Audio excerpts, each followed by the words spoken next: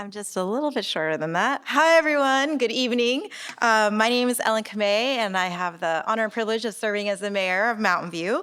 And I want to welcome you all to the Technology Showcase. I also see a City Council colleague in the audience, Councilmember Allison Hicks, right there.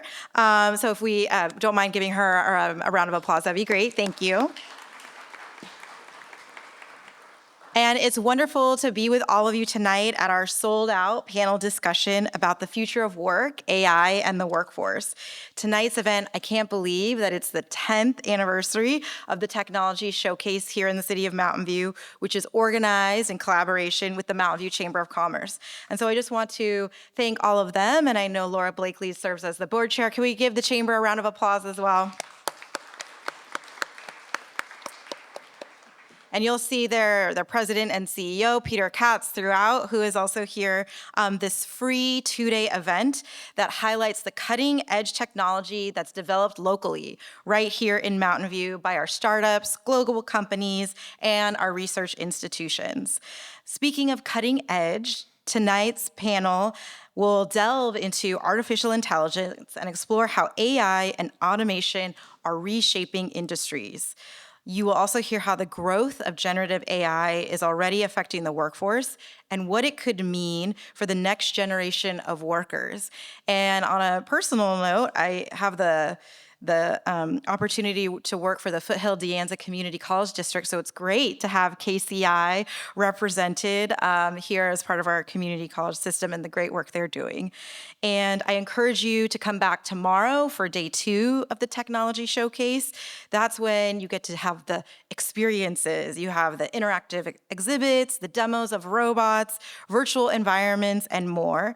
It's happening tomorrow between 11 and 3, so perhaps you could take a quick lunch break, get something downtown to eat, and, right, Amanda, get something downtown to eat or a coffee, and then explore the exhibits. And there's another exciting panel discussion on the space economy at 4 o'clock in the afternoon. So I want to thank you again for attending tonight's panel discussion here in our city of Mountain View, where we are working hard to bring innovation and creativity to life. So I'll now turn things back over to our acting Economic Vitality Manager, Amanda Rotella. Amanda?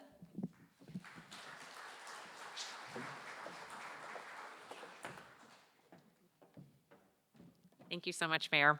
And as the Mayor spoke to, tonight's panel, The Future of Work, AI in the Workforce, really could not be more timely. We're at a moment when artificial intelligence is really transforming the way that we live, the way we work, and the way we connect. And as AI continues to accelerate, so do the questions. How do we prepare the workforce? How do I prepare myself? How do we ensure access and equity for all?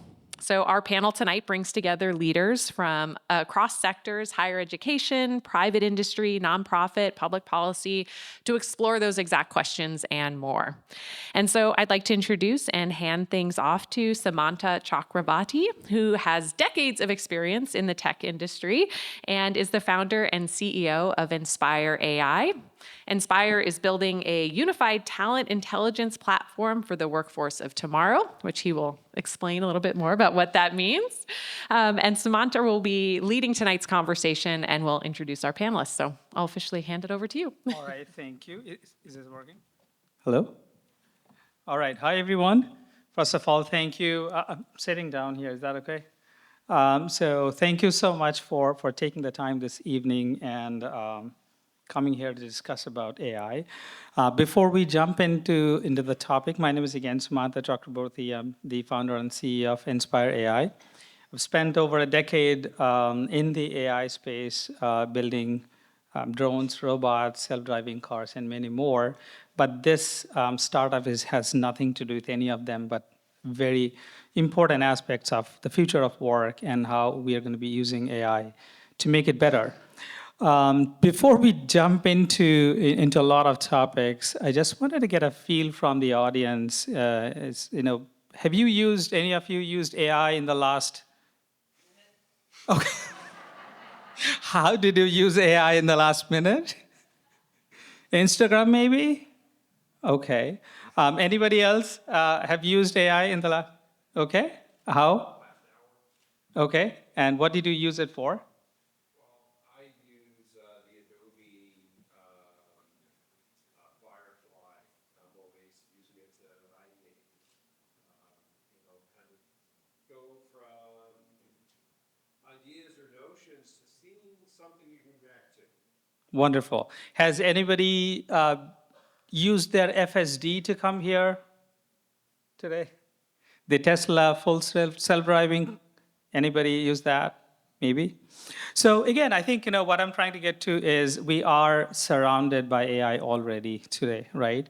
We're using it at home when Netflix recommends the next show you want to watch, to when you're using your Tesla to drive to work or for fun, to when you go into Gmail and it is auto typing what response you should be sending.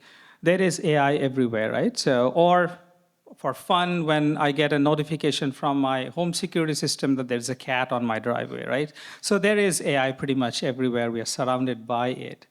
But I think over, I would say, last 3-4 years, there has been a significant shift into AI, which is where we are going to spend a lot of time on. And it has a very profound impact on all of us in the workforce.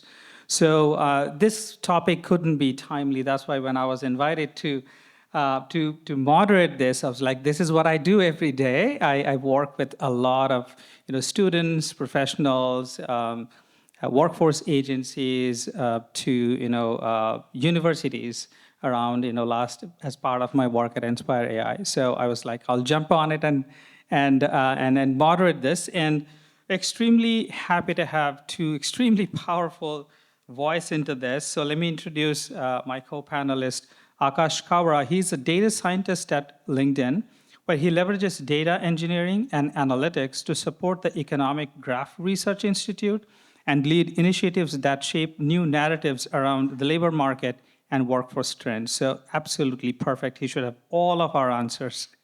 And we also have Justin from KCI, who manages a teacher professional development program at KCI.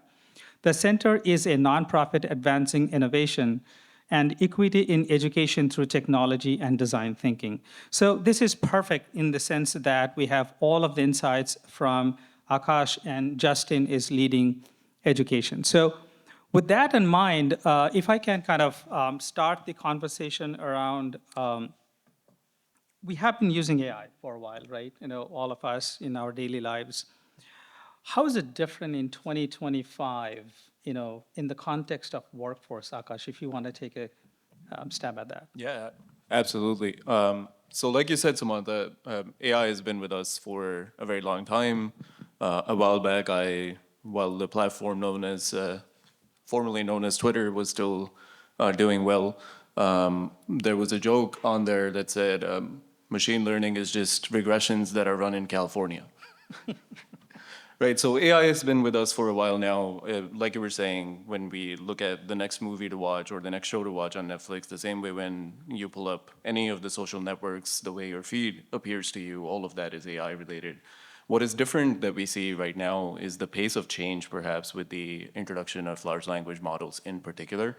And as the modalities have been added to these large language models with capabilities like video and such, and the ability to search the web, that has only increased. So on our platform, what we're seeing is a nearly 3xing of job postings that mention AI as a skill, and 6 times as many members are adding AI-related skills on their profile.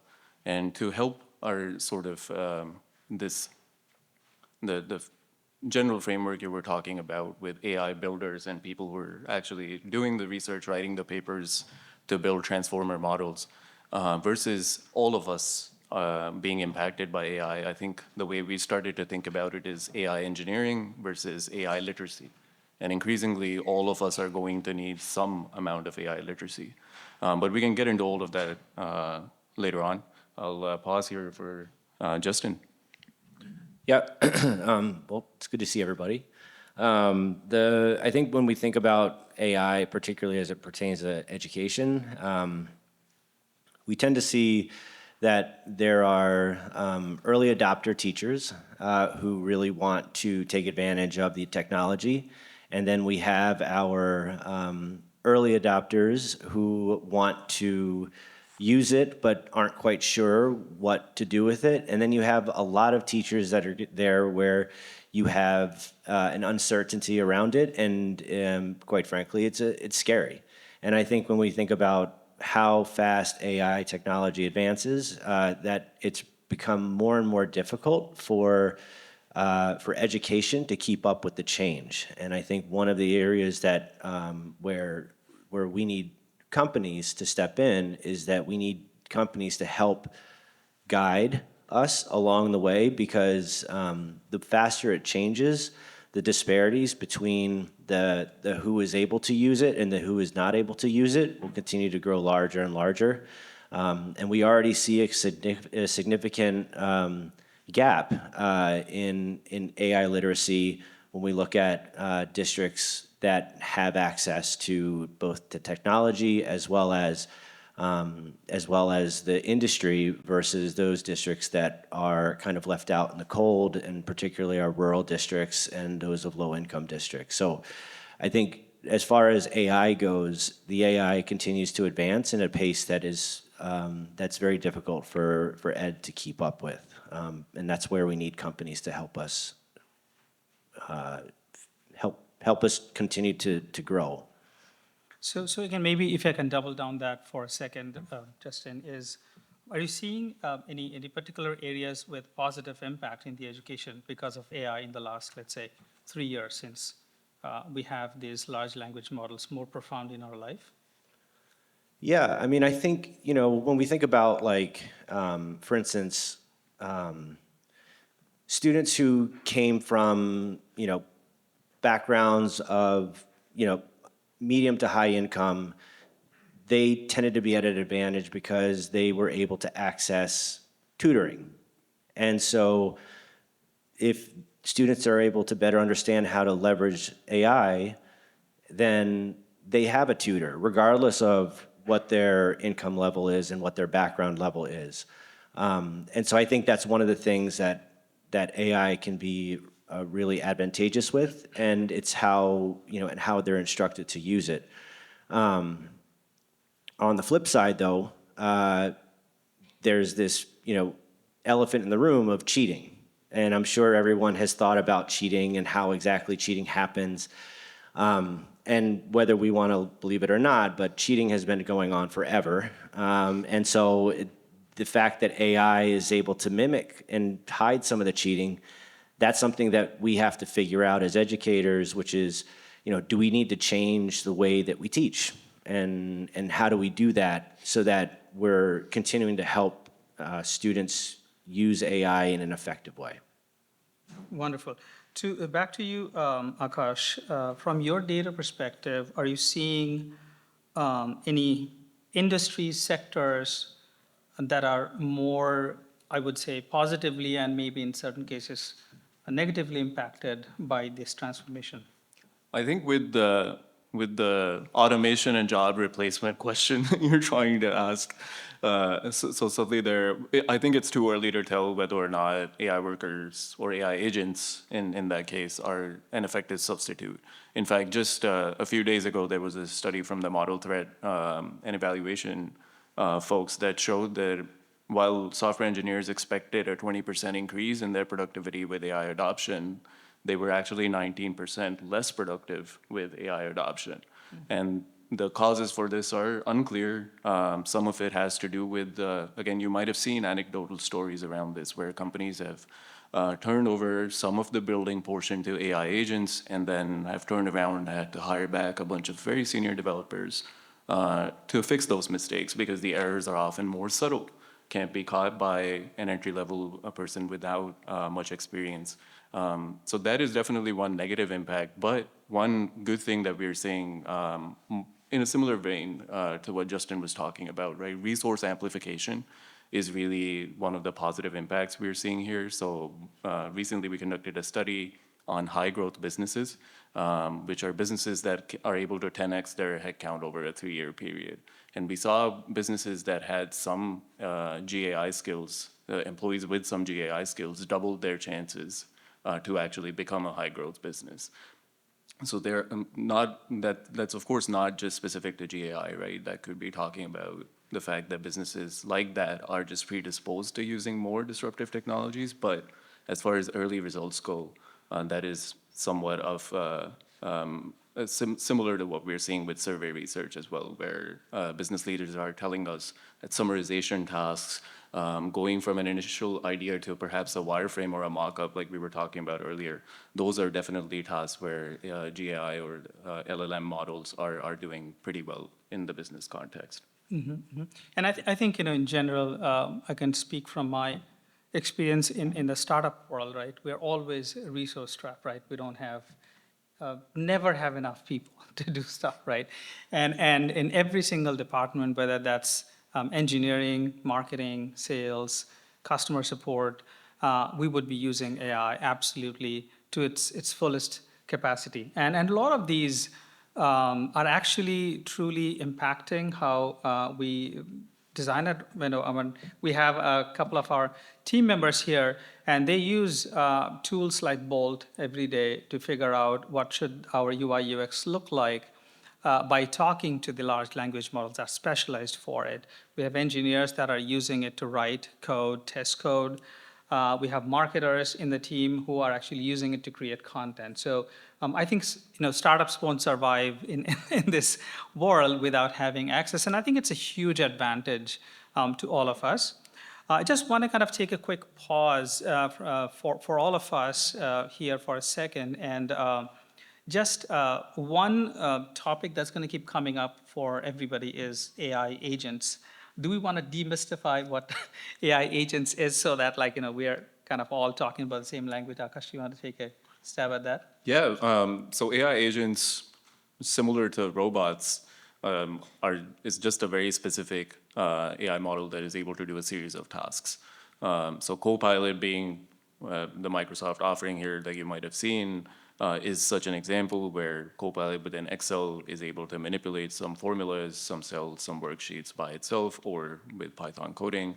But it has a very specialized purpose as opposed to being a general purpose model that could do a whole bunch of things.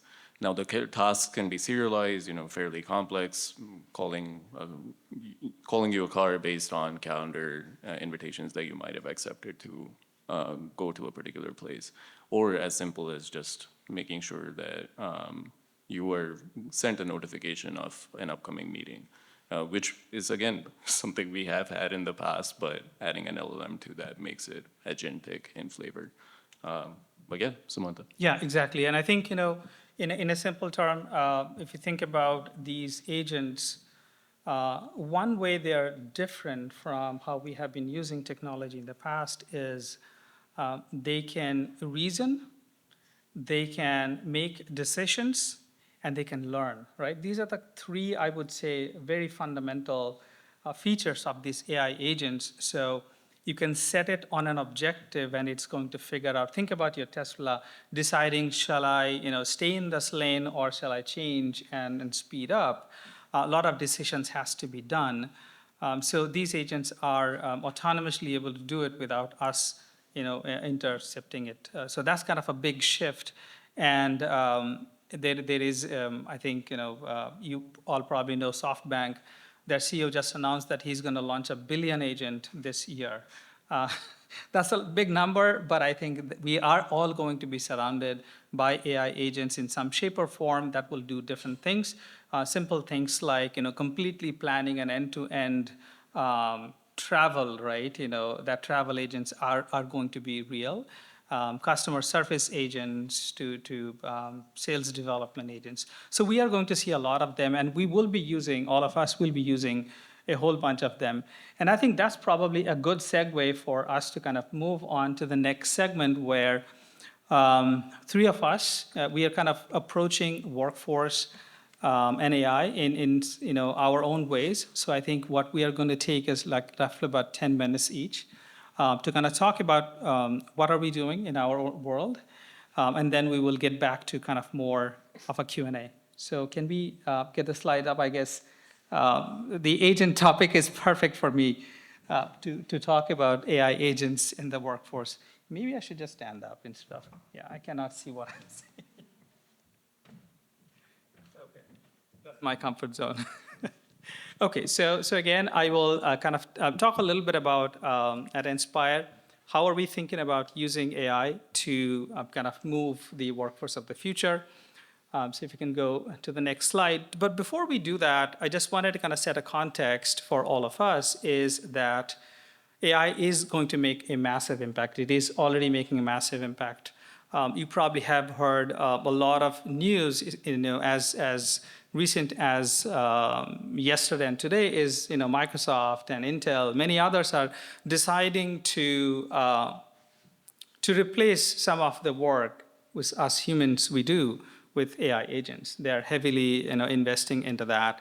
Salesforce calls their, it's an agent force, it's not Salesforce anymore. So there's a lot of, companies that are thinking how can they optimize the power of AI into their workforce. And that is going to have an impact on all of us, right? And there are many studies out there. And some of the one that I talk a lot about this year, I have been speaking at a number of conferences. And some of the things that I kind of talk about is 1 billion, professionals are going to be impacted by AI, right? Positively, negatively, but they're going to be probably 300 million professionals are going to be doing something different. Not saying that they will be losing their jobs, but they are not going to be doing what they're doing today. And 120 million plus professionals will need upskilling.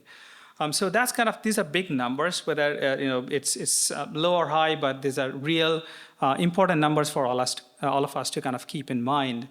And the way we are thinking about it, Inspire, if I can go to the next slide, is that AI is actually coming at us in a way that is going to shift what we do, how we do things, right? So the skills that we are kind of expecting, the work that we do today versus what we are going to be doing, with AI are not going to be the same. There are lots of repetitive tasks that we do every day today that probably AI can do as good or better than us, right? So I think in that context, what's coming more and more important is there are areas, for example, like social emotional skills, right? Or cognitive skills. Some of those skills are going to become even more important for us as human beings that we expect that AI is not going to be able to do anytime soon. So it's kind of a shift in terms of how we educate ourselves, going back to education, to how do we develop our talents over time. And that's kind of where a big part of our focus at Inspire is. If you can go to the next slide. So the reason I wanted to kind of get all of you situated a little bit about agents is that's exactly what we are working on at Inspire AI, is building AI agents for workforce. And right now we are focused on 3 agents. Our flagship agent is called Theo. Theo is, I hope you will like the name, is actually designed to be a lifelong career coach. As we all know that, everybody's career is different, right? We all go in our own path. Nobody follows the same path as the next person, right? And a lot of us, most of us, in fact, try to do that alone. That's kind of how we created Theo, is to give everybody a personalized career coach that is going to be staying with them for lifelong. So that's kind of our vision, to put Theo in the next billion professionals' pocket. Ray is our vision that no entrepreneur should be going that difficult, task doing it alone. So the vision for Ray is to give a personalized coaching to all of the entrepreneurs out there. And with Cynthia, we are bringing the enterprise into the mix, the future of talent acquisition, future of talent development, where these autonomous agents are going to be working together under the same platform. So on the next slide. So kind of some flavor of what Theo actually does today. It's a multimodal AI agent. If you think about your own personal career coach that helps you discover your career path. What are you good at? What should you be doing, right? From the time you get into a college or not, to then taking you all the way through, helping you develop those skills, helping you apply to the right roles instead of applying to a lot of roles, applying to the right roles that makes sense for you, to helping them prepare those, how do you pitch yourself to how do you handle the behavioral questions to going deep into technicals. The Theo is designed to be helping every professional in that way. And Theo is personalized for everyone, right? It's not the same response for us. If we have 100 people here, there will be 100 versions of Theo moving around, which is what exactly it should be. But Theo is also very powerful in terms of it works with human coaches. So what we want to here do is not to replace human coaches, but to amplify them. But at the same time, we want to make it available to everybody who cannot afford a $300 career coach, right? So that's kind of our vision. With Theo, we are already working with a number of organizations. I just came back from many conferences. We actually signed 3 universities just this week, and they're really getting excited because they're not able to support their growing students and their needs. So we're super excited to bring it to the universities, to the workforce agencies, and more down the line, right? So that's kind of what Theo is all about. Next slide, please. So Ray, like I said, Ray's vision is simple, is how can I help the entrepreneurs not feel lonely, whether they are building the business plans. And I know that this is my first startup, and I went to UCLA for my MBA, but when I started the company, I'm like, I learned nothing there. Sorry if there is anybody there. But I think those are theoretical stuff, right? When you actually get into the real nitty-gritties, it's a very different world, and that's kind of where Ray is designed to help you define and build your business plans to then how do you pitch in front of investors to customers, right? That's kind of how Ray is designed to help every entrepreneur walk that journey, again, collaboratively with other mentors and all. And the last one is Cynthia. Kind of the Cynthia's vision is that how can we make, the world is actually changing. Before I go talk about Cynthia, is that a few numbers, like there are 4 million Gen Zers out of work right now, right? Big number. But if you think about it, they are applying to hundreds and hundreds of jobs every day. But if you flip that coin to the employer side of it, when I was hiring for my head of marketing, I received 2,000 applications in a matter of a few weeks, right? So it's humanly not possible that I will be able to really do justice to 2,000 extremely qualified candidates. Maybe not all of them are real, maybe 70% of them are bots. Which is not uncommon, by the way. So we have a very interesting world right now where the both sides are not quite like talking to each other in the way it should be to bring the right opportunity to the individuals and the right people to the industries. That's kind of where Cynthia comes in to truly focus on skill-based hiring, which I'm sure we will hear a lot more today. That's kind of the focus on it. And my final slide is that kind of our vision is at Inspire is to build a vetted talent ecosystem where all of us using Theos are actually contributing to a very intelligent system. Theo knows about every individual. At the same time, Cynthia understands the employer side of it. And by these 2 agents working together hand in hand with each other, hopefully we will be able to create a more just and equitable workforce. That's ready for the future, that's always growing. So that's kind of a little bit about Inspire. With that, Akash, you want to take on Insightful from LinkedIn?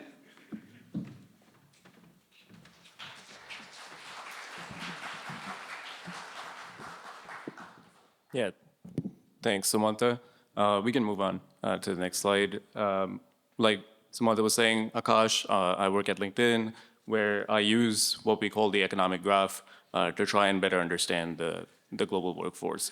So the economic graph is just the collection of all the data that we get from our platform from over 1 billion members who work at 67 million companies, have over 40,000 different skills, got there through tens of millions of jobs, and have education credentials from over 133,000 different education institutions and tertiary learning institutions as well.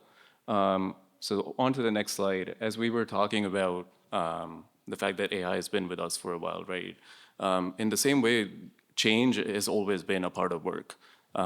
So what our data tells us is that professionals who are entering the workforce today will have twice as many titles over the course of their careers compared to professionals from a previous generation.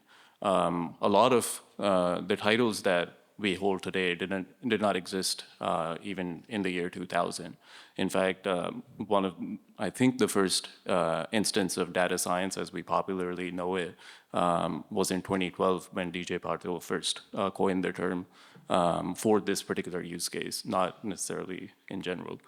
So a lot of work is characterized by change. But what is different with large language models in particular and generative AI is the pace of change, right? There are 6 times as many companies now that are looking for a head of AI role, which is markedly different from what it was 5 or even 3 years ago. So on to the next slide, we can see that AI itself is also characterized by change. Of course, our data focuses on skills because that's the special sauce of our platform. And what we do each year is calculate how many members are adding every given skill and which skills are being added the most year over year. So in 2023, you can see the list was mainly focused on large language models themselves, transformers, things of that nature. But when we moved to 2024, a lot of focus has started to go on to AI agents, as well as companies trying to understand actually what can we do with this technology? How can it be part of our workforce and workflows? And are there actually business gains to be had? So that's why you see a focus on AI productivity and AI strategy. On to the next slide. The way we're thinking about workforce change across the world, and Samantha was also talking about a bit of this, is that every job has work that can be replicated. Now, as a data scientist, I absolutely hate cleaning and extracting data because that takes up 80% of my time. So if I can get an AI agent to help me with that, why would I not use that? So in this way, we've kind of looked at every single job, and we've categorized that into 3 different categories, which we can see on the next slide. So some jobs are going to be augmented, which means you can do more with the same amount of people. So having coding co-pilots or agents here is a great example where we have seen productivity increase, but of course there's mixed evidence right now. Other jobs are going to be largely insulated, and this is because they focus entirely on, for example, interacting with humans. So things in the medical industry, hospitals and doctors, nurses, these are jobs that can't necessarily be replaced with AI. Jobs having to do with physical infrastructure, where we have already seen over time a lot of automation, and that's going to that is going to continue, but that's not necessarily going to change as a result of AI. And then finally, we have jobs that are going to be disrupted. And we were talking about customer service agents. That is definitely one example here. AI is also pretty good at summarization tasks. So any job that features a lot of that will be impacted. But one thing that we are seeing, even in my own use of AI in the modern sense, is that determinism, or wherever we have a need for determinism, generative models generally don't perform very well. And we're starting to see problems with that. And we have to work around it because, of course, the way we build technology has changed. So the continuous integration and continuous deployment workflows may have to change in the future. So like we were talking about earlier, all of work will really change as a result of this technology. And we all likely need to be more literate as to be able to navigate this increasing pace of change better.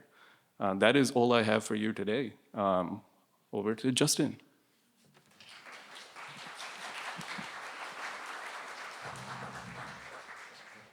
All right, great. I'm going to live out my dream of being a TED Talk speaker with a microphone on a stage. So I'm at the Krause Center for Innovation. We're located at Foothill De Anza Community College District, which is located in Los Altos Hills. So you can go to the next slide. So this is a lot of the quotes that I'm gonna show you are quotes directly from educators within our network. So I'll just read this quote out.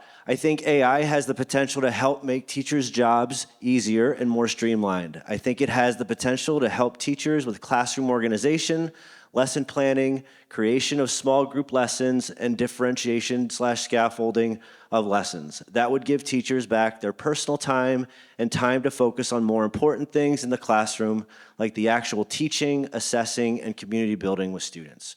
So I want you to kind of remember that quote, and we'll come back to that, and it'll speak to something that Sumata said when he was introducing his company. So next slide. Okay, so here's some kind of workforce statistics. So we think about parents. Parents obviously care most about their children. So 88% of parents believe that the knowledge of AI will be crucial in their child's future education and career.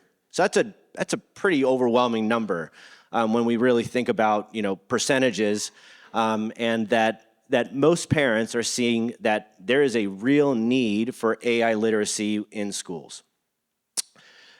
But when we take a look at the actual workforce and we look at some of the numbers, the National Skills Coalition in 2023 said that 92% of all jobs required some sort of digital literacy, yet only 66% of workers had those skills. So there is a massive gap between those who have the skills and those who have not had the skills. And those are just digital literacy skills. We're not even talking about AI-specific skills. So the importance of being able to teach students digital literacy is enormous if we really want to close that gap. Because if we don't, that gap is only going to continue to increase. And the biggest differentiator in that, in most students' lives, are their teachers. And so we really need to make sure that we're putting a lot of focus in education, particularly as we think about AI. Next slide. So before I get into the actual piece of this, is anyone familiar with the Krause Center for Innovation?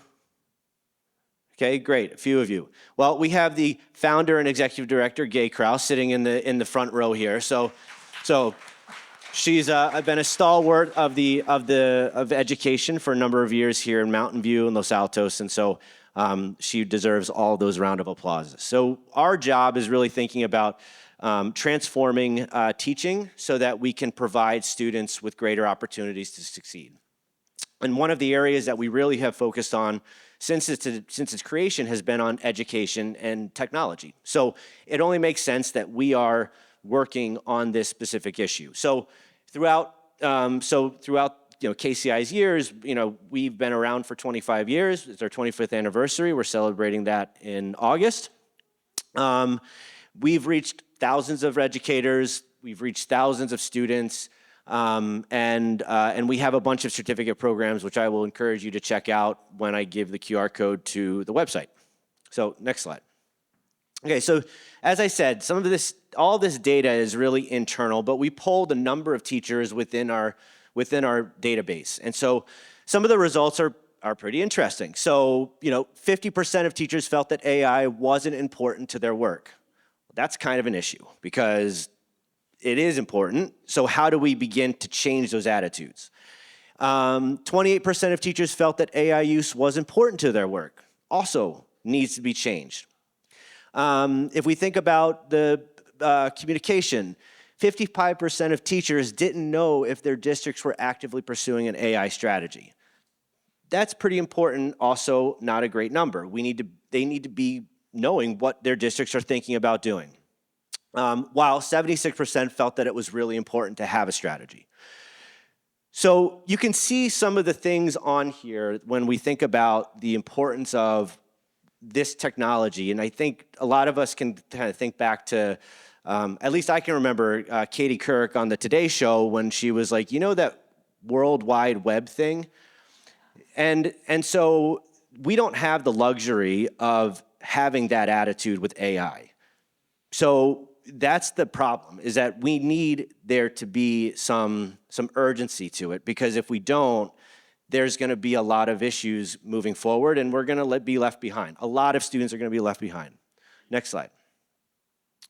Okay, so the initiative that I'm going to talk about is what we call the KCI, the Silicon Valley Artificial Intelligence Project.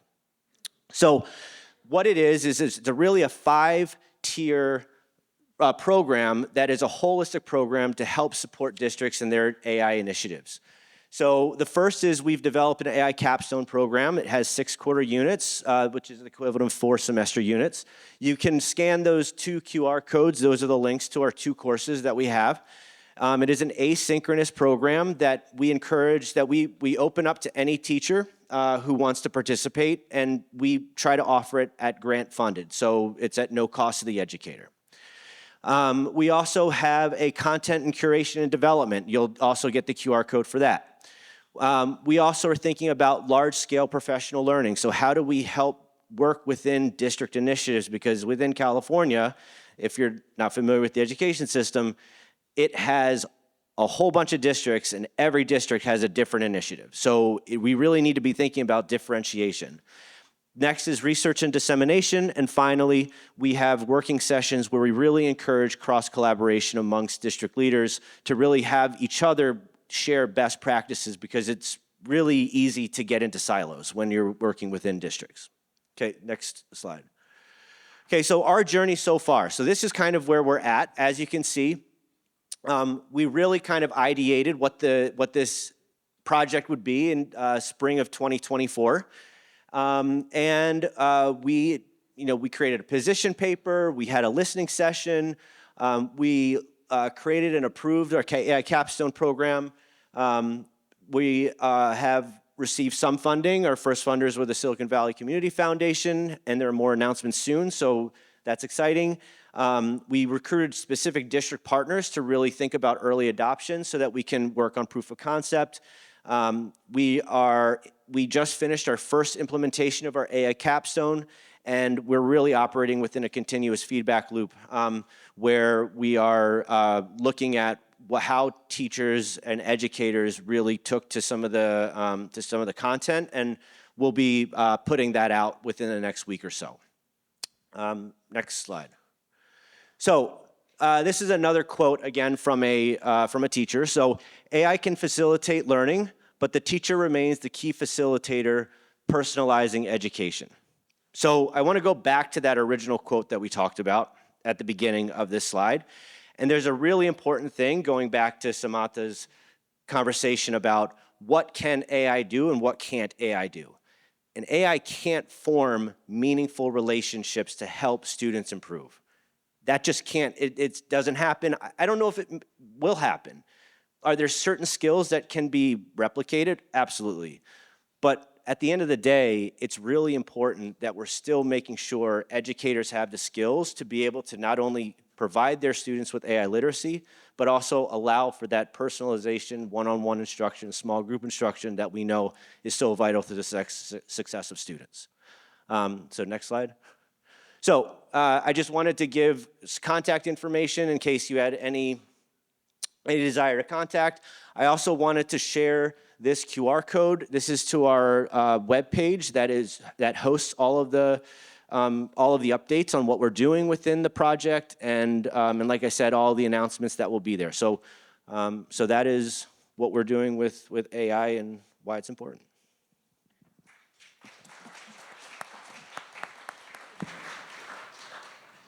Well, absolutely fascinating. Hopefully, you got a perspective of what some of the work that are happening in the startup world, and giants like LinkedIn are thinking about and education. So I want to double down on a few things that are kind of that stood out for me.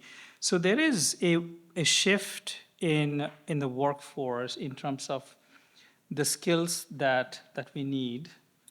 And that comes back to education as to what are we teaching. So how is that collaboration working today in terms of what is LinkedIn doing to start with you in terms of that extremely valuable data that you have access to? How are you disseminating that into the education sector? If you can share some lights. Yeah, so the reason the Economic Graph Research Institute exists is to share our data and insights with a host of stakeholders. And of course, this is not tied to any paid services. This is done entirely free of charge. But policymakers, professionals, and members who are trying to navigate the labor market, as well as educators, right? So we publish all of this research regularly. We also run a bunch of surveys to try and understand what is happening both on the employer side of things, but also on the member and then educator side of things. And then finally, before this event, Justin and I were talking about the fact that Microsoft has been has recently just announced an AI Teachers Institute, I believe, in partnership with the AFT. I was personally involved in some of the discussions with the labor movement around teaching as in preparation of this. So there's always been a focus on almost a public, as much as I hate that term, because of its various implications, but public-private partnerships in this way are indeed very important. But exactly like Justin was saying, right, AI has the potential to do all of these things, but what is very critical is that teachers and their voice is represented throughout this process. Because in the same way that business leaders are struggling with how to apply AI to their workforce and workflows, it's a similar challenge for teachers too. So having all the stakeholders at the table to understand what is indeed best for the student and in the same way best for the worker is, I think, what gives me some optimism in this period of rapid change. And on your side, Justin, I mean, how are you in the education side of it, kind of really staying ahead of the shift, right? I mean, because what you're teaching them today is going to impact them when they graduate 2, 3 years, 4 years down the line. So how are you guys staying ahead of that? I think it's hard to say that we are. I think it's honestly it develops so quickly that that it's difficult to know what they're coming out with, because what they're coming out with now is old to that company. They're already coming out with new things.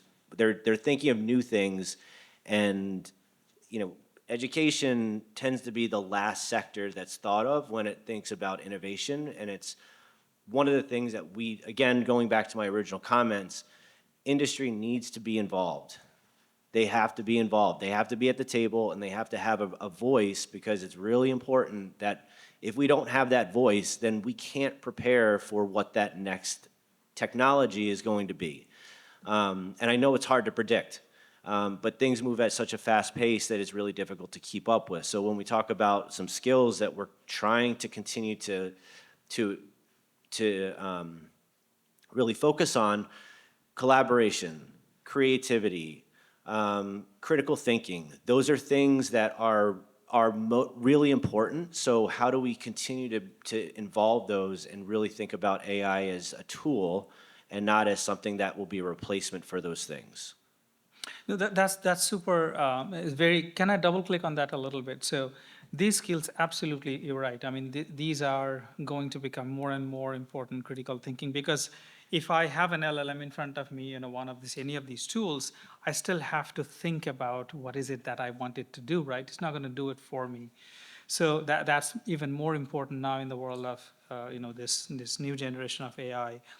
How are you guys thinking about scaling that to every students, right? I mean, when I talk to the educators, the career counselors, they are all struggling with the scale, right? You know, there is a report that there is a ratio of 1:1800, like a counselor to a student ratio on an average is 1:1800. And I have spoken with universities where, like, I'm one career coach and I have to support 3,000. I'm like, that's impossible, right? That's just not scalable. How are you guys thinking about like scaling that to all the individuals, especially now that at least the next generation? I don't know if all of you have heard and read the book Anxious Generation. It's one of my favorite, right? So it's an amazing book. But that generation is very different than when we grew up, right? So any thoughts in terms of scaling that to, and maybe using technology to do that? The technology or like the creativity and things? So I'm like, encouraging more of those skills, Yeah. but doing it at scale. How are you thinking about? So I used to teach for a school system in the Bay Area. Some of you may be very familiar with it, Summit Public Schools. And so taught there, and they have a really interesting model. It works for some, it doesn't work for others, but where really you're looking at content learning, something that, where the teacher isn't the teacher isn't anymore that like direct line of knowledge. That direct line of knowledge can be seen through, you can Google anything you want and learn anything you want. The teacher doesn't need to be that main conduit. However, when you look at like the project-based learning aspect of things, that's really where you work on that creativity, the collaboration, and those building those skill sets and really having the teacher be a facilitator versus them being that conduit of being a sage on the stage. And so I think the more that we can get away from that and the more we can focus on being that facilitator, you can begin to kind of learn through that. That's what I would say. Fair point. So maybe if I can, Akash, get your perspective on what are the risks of this extremely widespread adoption across, like, in professional students as well as enterprise? Yeah, Justin was already talking about cheating and some of those aspects, but the risk side of things is something that has, I think, been there hasn't been as much attention as the spread of the technology itself. So still very early days. One of the things that we're doing is thinking about, when we talk about the AI workforce as in framework terms, how can we include governance, privacy, cybersecurity, all of these things as part of our thinking of the AI workforce? In the same way that some of the conversation has already moved to include people who work on data centers, people who work on broadband access. So all of this is one aspect. The other aspect, like Justin was saying, some of the most important skills that we see as part of the fastest growing skills list we produce each year are including critical thinking and things of that nature. So it is becoming much more important to evaluate information just as the cost of generating that information is going to zero. We have seen some cases of made up law being cited as part of cases being argued in court. The OECD has only just started tracking adverse events as a result of AI adoption as part of a database. So we're still looking into how exactly we include that as part of our narratives. But at the very least, I think as part of all of our business and AI-related efforts, it is useful to think about costs in net terms as opposed to just gross terms. So far, all of the narratives that you've heard around AI adoption at work focus on productivity gains or amount of GDP spend that will be unlocked. But that is coming at a cost as well. So good for us to start having these conversations now.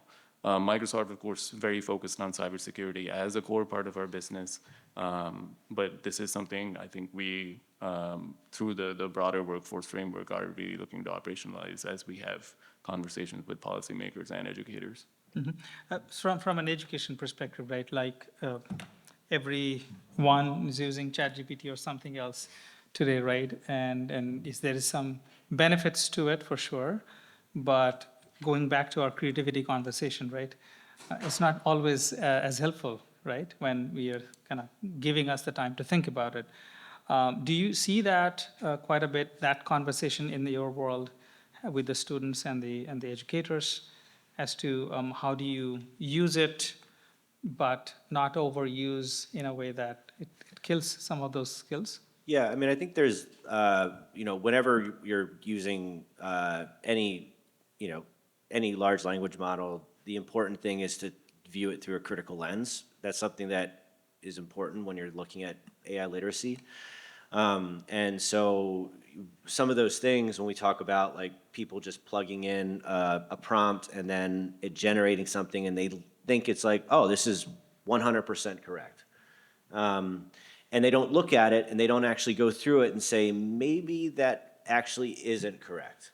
And they don't look at it and think like, okay, that word doesn't really make sense there. That's not, so I think there are things that that you're seeing, and especially when we're looking at like essay writing, that's where I think we have to thoroughly rethink how and what does essay writing look like in the classroom. And I know some teachers are saying, we're gonna just, everybody's gonna handwrite every single thing that you do from now on. I mean, it's just what happens because teachers don't want the students to cheat, which understood. There are also teachers that are saying, you know, I will give you, or you need to write your outline first, and then you can plug into GPT or whatever you're using to then complete your thoughts, but I want it to be cited. So, you know, I think there is that piece that we have to be really careful when we're using these models, and especially when we're talking about an education of making sure that students know that like critical thinking is still really important, and you need to look at everything through a critical lens, and that just comes down to media literacy and AI literacy.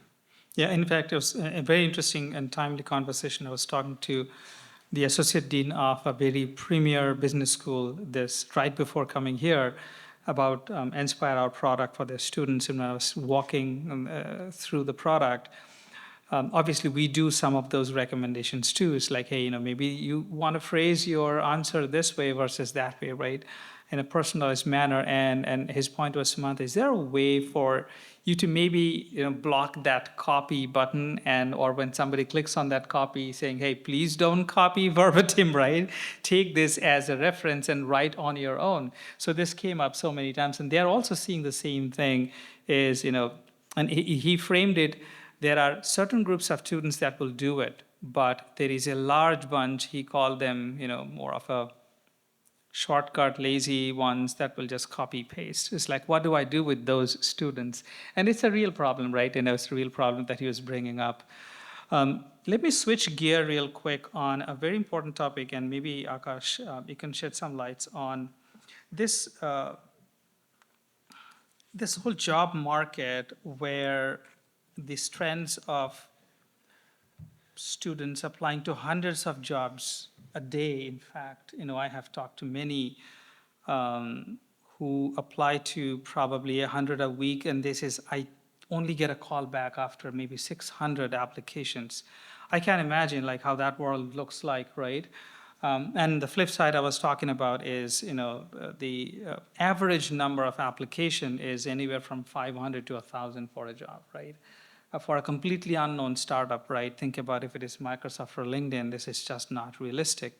In fact, I heard that Perplexity, they opened like a role for 5 interns, and they, in a matter of a week, they received 10,000 application for interns. They obviously, whatever tools they had, they applied everything from, you know, video interviews to screening and everything else. And they ended up only hiring 1 intern. So that's kind of the world we're living in, right? And one of the struggle I would love to get your take on is this whole concept of auto-apply bots kind of really creating a world where it's very difficult to know who's real, who's not. And LinkedIn is in absolutely forefront of it. So how are you guys thinking about people where we don't have to apply to maybe 600 jobs? Yes, Yeah. absolutely. No, a few different parts to this, right? So first of all, I think as part of our research efforts, one thing that we are trying to validate is indeed the extremely competitive market, and sometimes competitive to the point of dismay that entry-level workers, fresh graduates now are facing. And how that is in fact being impacted, or one of the results of AI being introduced to the workforce, right? As a bunch of work is easily replicated, you only need more senior employees at your disposal to try and debug systems and so on. So that's one aspect in trying to really understand whether or not the market is tighter for graduates, but it seems like the market is tight just across the board. Anyone who's trying to get a job is having a very hard time right now. So the research side of things is one. Then in terms of friction, right, we often hear from applicants themselves that they're having to apply to hundreds of jobs. Then on the recruiting side, we hear the same thing, right? Too many candidates to be able to parse. So the first thing would be solving for discovery, or the kinds of jobs that you indeed see on your when you log into LinkedIn or any number of job boards that might be available. and then helping the candidate better understand whether or not the job is a better match for them. Now, there are different gender norms around this. Men are likely to apply for a job even if they're not qualified compared to women. But you might have seen already as part of the premium experience the LLM-driven job match, which replaces our skills-driven job match. So it's slightly better at evaluating the entirety of the job as compared to a process that would extract standardized terms from it. So more technical, but we can perhaps talk about that later. So that's one part of it, and then there's the matching part of it itself, right? How we are bringing together employers and potential employees in the marketplace.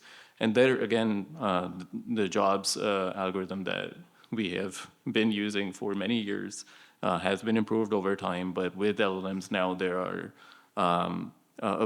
there's active approaches to try and improve the matching, the auctioning, all of the mechanics around the marketplace. So just trying to incrementally solve for friction at each of those stages, perhaps with the help of AI, which is kind of where the dual role of technology companies does come in as we build this technology as well as apply it in some cases. And then being able to share the information with all stakeholders in the marketplace that, as I was talking about earlier. So if indeed entry-level workers are facing a tighter marketplace, can we start sending them notifications proactively when hiring does increase in a certain industry? All of those things are fair game that we are looking at. Finally, I'll say this is just a shameless plug because I work on this report every year. We publish the Career Starters Guide every year where we're talking about many of the same things. A lot of the jobs that are trending are AI related, but a lot of the skills that are trending are human related. So it's becoming more important to be human as AI is becoming more important as well. So that I expect to continue over time. But again, no silver bullet solutions here, a lot of different things. And then are you seeing the anxiety on your side, right? And as they're kind of getting ready for the workforce, you're seeing that sense of anxiety is like, oh my God, like I can't find out what I should be doing and finding jobs. Yeah, I mean, I have several students on LinkedIn, former students, and I think only a couple have gotten jobs. And it's just because, you know, the jobs that are out there are requiring 2 to 3 years of experience. That doesn't help anybody who's a new college graduate. So, you know, there are a lot of jobs that are difficult to get, and so from, you know, our standpoint, it's like you know, this is one of the initiatives that, again, at Foothill College, that's we're trying to figure out, or Foothill De Anza, is like, how do we start introducing internships? How do we start introducing apprenticeships? And really thinking about it through that lens versus where you can begin to build that skill set. You can be part of that company culture at a very early age, and then you can work your way up from there. So, you know, I mean, I think, you know, we've always kind of thought about college as being the end-all be-all, but when we're looking at this new job market and what we're encouraging students to do is really think about it from an apprenticeship point of view. So the more that they can do that, and there are some other interesting things that are happening with schools that are specifically out to computer science and AI, and so it really also then comes down to the companies saying, well, our min qualifications are that you have to have a 4-year degree to get this job, but you can supplement some of that education by just doing the job as soon as, you know, with maybe a couple years of community college, and so you can grow into that culture. So I think those are some of the changes that we're starting to see, that we're also at a higher ed level really trying to begin thinking about introducing, and that probably will need to happen for AI and for some of these other industries. So, Absolutely, fascinating. So with that, I want to open it up for Q&A. There are lots of, you know, very interesting topics. I could see some hands raised. So please state your name and then what do you? Thanks. Hi, my name is Ajit. So my wife and I run a college counseling company.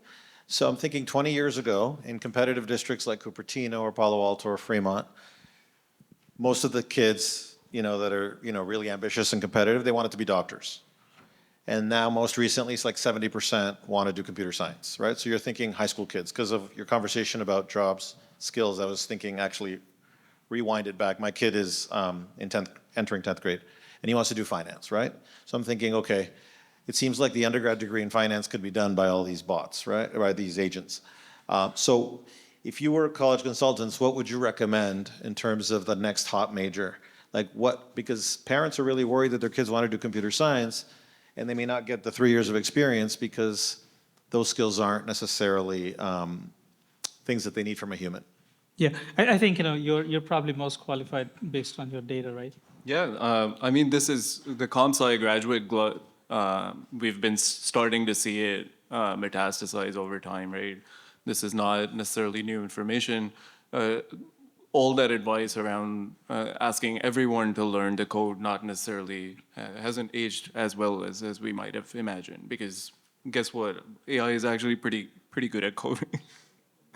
The thing with all of these tasks, if we conceive of jobs as collections of tasks, is that the evaluation of information and whether or not it's correct, important to any kind of decision making, that's not going away anytime soon. So the closer you can get to that process, in my view, the better it is. Again, the infrastructure and building side of things, so electrical civil engineering, are only getting more important because we're going to have to do a ton of that just as part of adapting to a changing climate, a changing world as a result of AI.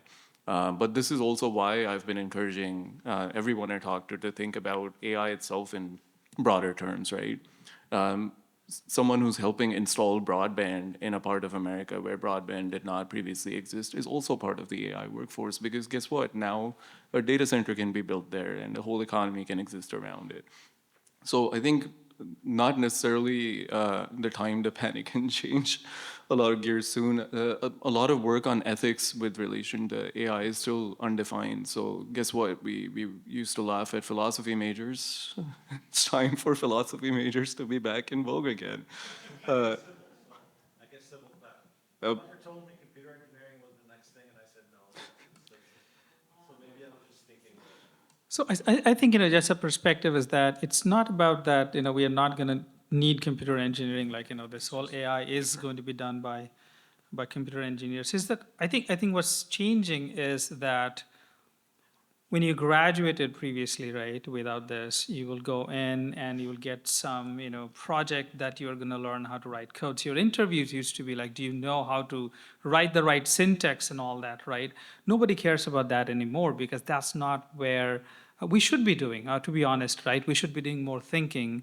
So the question, I think the modality is going to change is, do you know what tools exist for you to actually do much more than what you used to do, like the productivity change, what you're actually outputting? That is definitely a shift, that if you don't know the right tools for the right job and you're still doing old school, that's not going to work anymore, is at least my perspective. Justin, you have anything to share? No, you guys did a good job. Hi, my name is Renu and I'm in biotech. I have two questions for Sumant, I think. So the first one is general public, right? Can you connect career counseling, coaching, Theo, and agents for general public? I mean, why would you do career coaching, et cetera, if in a couple of days or weeks your job is going to be obsolete? One. The second question is for corporate, like you said, people can hire Theo for coaching, et cetera. Why would a company not create their own agents and make them smart so they can clone their agents to do the next step, whatever is needed? Why would they hire people? Thanks. So I think the purpose of Theo is to amplify humans, right? It's not replace. So when I talk about, the purpose of Theo is how can we get the best out of you? I'm helping you explore who you are, what your strengths and weaknesses are, what would be the right things for you to do, and help you achieve that, right? So that's kind of the purpose of Theo, and that's what we want everybody to have access to, right? Imagine, I would just, this may be a weird example, but anybody who wants to learn basketball gets Michael Jordan as their coach, right? So that's kind of what we are trying to go after is, that should not be a barrier for you to not do the best of your work.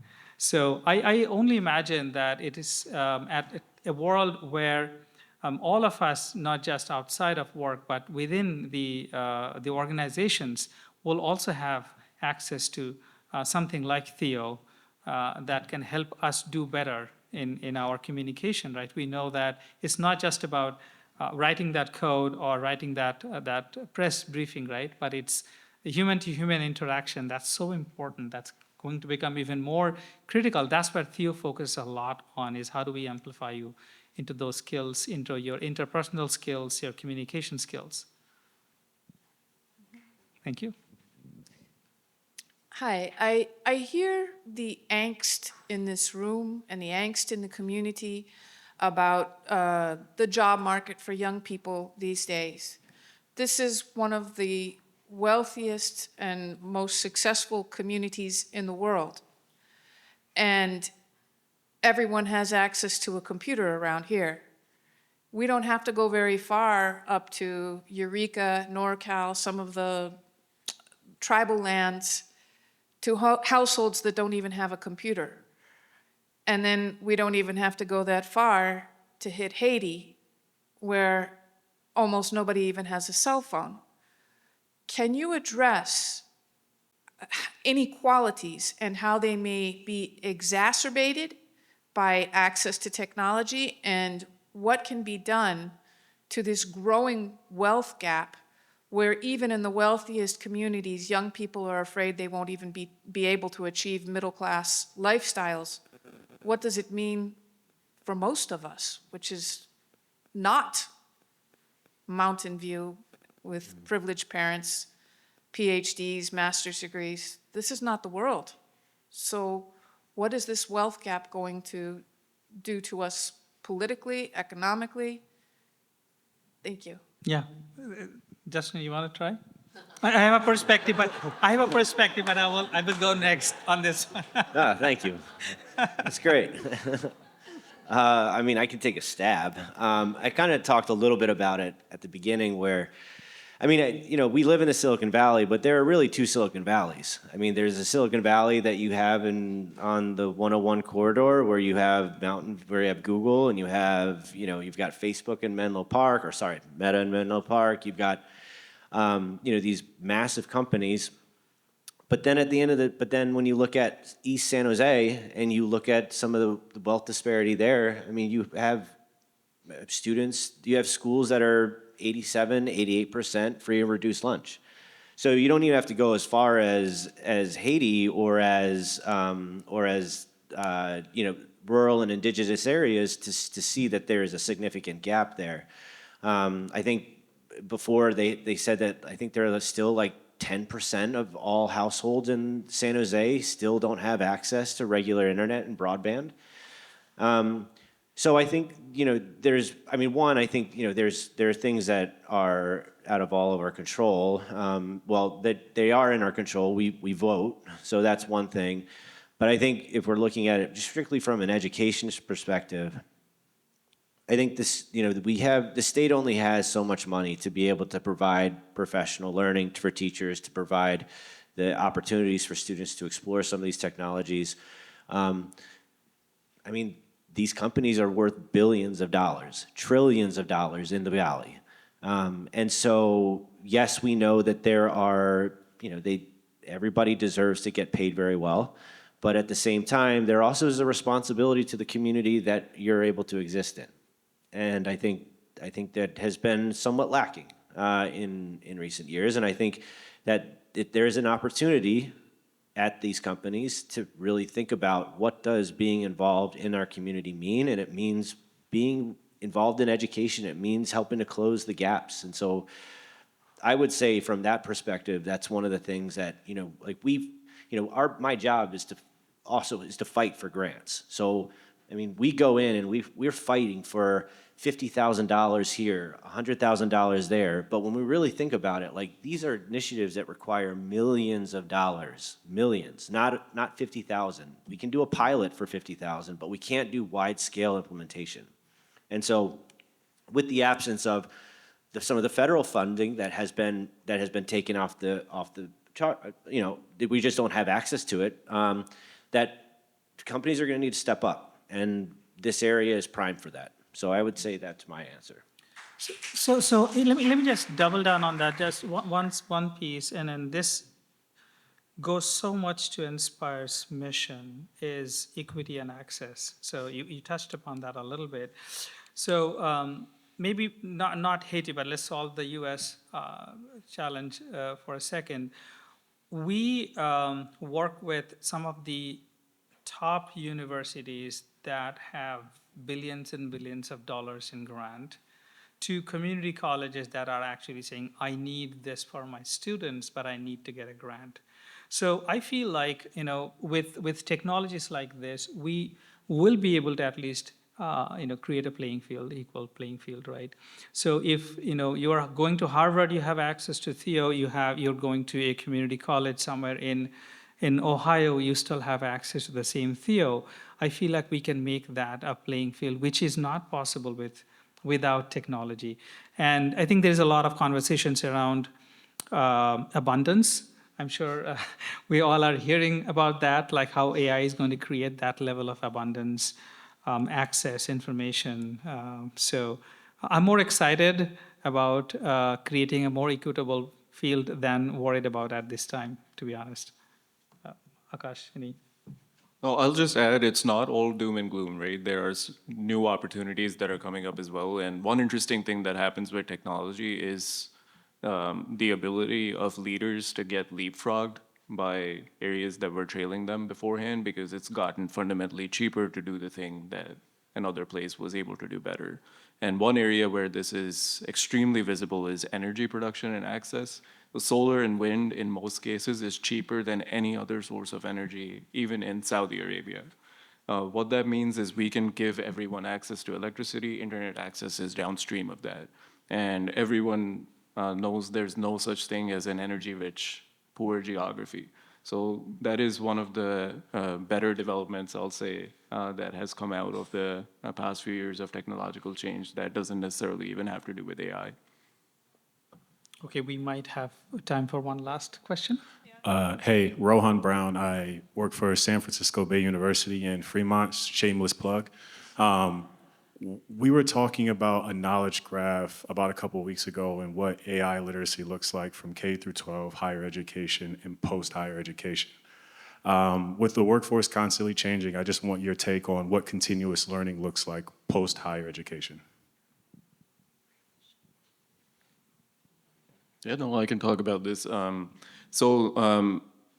One important thing we are starting to see is that businesses, individuals, anyone who's committed to continuously adding new skills to their profile, that's just a proxy for how we measure. They've improved their odds of being high growth, getting a job much faster than their peers, so on and so forth. And I think our LinkedIn Learning platform, obviously, the biggest thing that I guess I'm paid to advocate for here. But I'll say online learning in general, I'm a big user of Coursera myself. I've ended up teaching myself Scala in its entirety on Coursera. Not necessarily on any of our company platforms, but that is, I think, one avenue for this. I'll say AI also succeeds in this case, large language models in particular. Like learning a new programming language with GPT Companion is much easier, I'll say. Again, I'm slightly biased here. I'm a slightly experienced programmer. So again, the problem we were talking about with inexperienced and entry-level workers, or professionals, students, et cetera, being able to verify the things that they are getting from AI becomes even more important. But I'd say, yeah, online learning, and again, stressing the role of teachers and making sure they get paid enough, I'd say, are two of the most important things we can do, both on an individual level and on a societal level to address the learning issue. Wonderful. I think we are at time. So again, thank you so much, all of you, for coming in today and this evening and sharing the time with us. Please feel free to mingle afterwards. But in closing, I would say that we are going through a very exciting time, right? And it is a time of change. Change is happening across the board in education, in how we work, how do we grow as an organization, as an individuals. And the best thing we can do right now is to embrace that change and not to fear. And I think, there is definitely saying people are not, AI is not going to replace human, but people who are using AI are going to replace. So welcome that conversation. AI literacy is critical for all of us because that's kind of what the future is going to look like. So I encourage all of you to do that. And please reach out to any of us if you have any questions or comments that we could not address during this time. So again, thank you so much. Thank you for organizing this. Have a wonderful evening all.